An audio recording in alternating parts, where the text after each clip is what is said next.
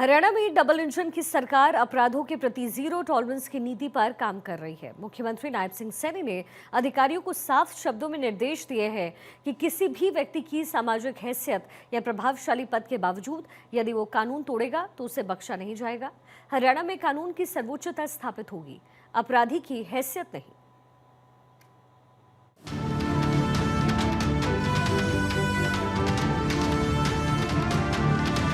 मुख्यमंत्री नायब सिंह सैनी ने विधानसभा में विपक्ष द्वारा प्रदेश की कानून व्यवस्था को लेकर लाए गए स्थगन प्रस्ताव पर वक्तव्य देते हुए स्पष्ट किया, प्रदेश सरकार अपराधों के प्रति जीरो टॉलरेंस की नीति पर कार्य कर रही है।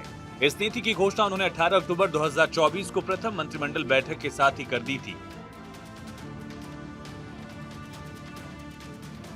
उस समय मुख्यमंत्री के रूप में उन्होंने साफ शब्दों में चेतावनी दी थी कि अपराधी या तो अपना रास्ता बदल लें, अन्यथा सरकार उन्हें सुधारने के लिए बाध्य कर देगी। विपक्ष पर बेटी बचाओ बेटी पढ़ाओ की तख्तियां लेकर जनता को गुमराह करने का आरोप लगाया। मुख्यमंत्री ने कहा कि कांग्रेस शासनकाल 2004 से 2014 में बलात्कार की घटनाएं 3 गुना बढ़ी। वर्ष 2004 में ऐसे 386 मामले दर्ज हुए, जो 2014 तक बढ़कर 1174 तक पहुंच गए। आपने अपने पूरे 10 साल में सिर्फ एक महिला थाना खोला, वो भी खानपुर कला में एक खोला है। माननीय अध्यक्ष जी, मुख्यमंत्री ने कहा कि वर्तमान हरियाणा सरकार महिलाओं की सुरक्षा सुनिश्चित करने के लिए पूरी तरह प्रतिबद्ध है। इस दिशा में राज्य भर में 33 महिला पुलिस थाने स्थापित किए गए। समर्पित महिला हेल्पलाइन 1091 को डायल 112 के साथ एकीकृत किया गया है।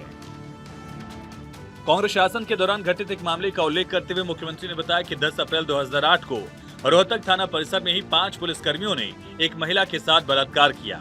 पीड़िता 40 दिनों तक न्याय और कार्रवाई के लिए दफ्तरों और अधिकारियों के चक्कर काटती रही, लेकिन न तो पुलिस ने उसकी सुनी, न ही उस समय के किसी विधायक, सांसद या मंत्री ने मदद की।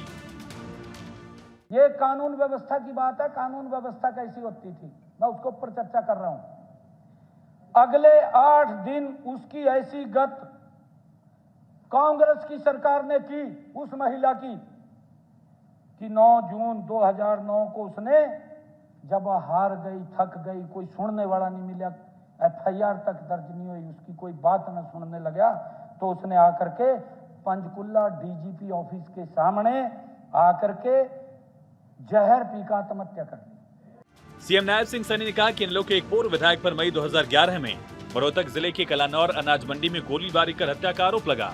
घटना के बाद आरोपी ने गिरफ्तारी से बचने के लिए अपने पैतृक गांव मोखरा को समर्थकों की मदद से किले में बदल दिया। हथियारबंद समर्थकों की घेराबंदी के कारण पुलिस भीतर ही नहीं जा पाई। अंततः आरोपी ने जुलूस निकालकर IGP कार्यालय पहुंचकर सरेंडर किया। एक टीम रोहतक में भेजी 8 मई 2012 को। माननीय अध्यक्ष जी, अपना घर जो अनाथालय था उसके ऊपर छापा मारा गया। लगभग 120 बच्चियों को बचाया, 120 बच्चियों को। कांग्रेस कार्यकाल की स्थिति पर प्रकाश डालते हुए सीएम ने कहा कि 13 जून 2008 को एक प्रमुख हिंदी अखबार ने लिखा, हरियाणा पुलिस के कारनामों की फहरिस्त शीर्षक से रिपोर्ट प्रकाशित की थी, जिसमें 1996 से 2008 तक पुलिस अधिकारियों के दुराचार, रिश्वतखोरी, अपराधों का विवरण था। उन्होंने इस उदाहरण से विपक्ष को कटघरे में खड़ा किया।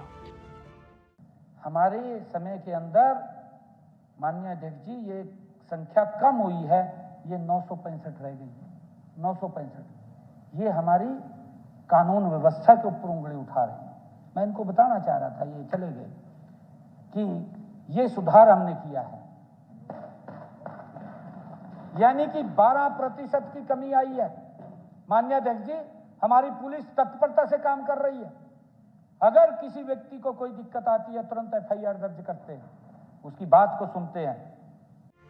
सीएम ने कहा कि कानून व्यवस्था को और मजबूत बनाने के लिए सभी को सामूहिक प्रयास करना चाहिए। उन्होंने चिंता जताई कि सोशल मीडिया के कुछ वर्ग अपराधियों और गैंगस्टर्स का महिमा मंडन करते हैं, जिससे युवाओं में उनकी छवि नायक जैसे बनती है।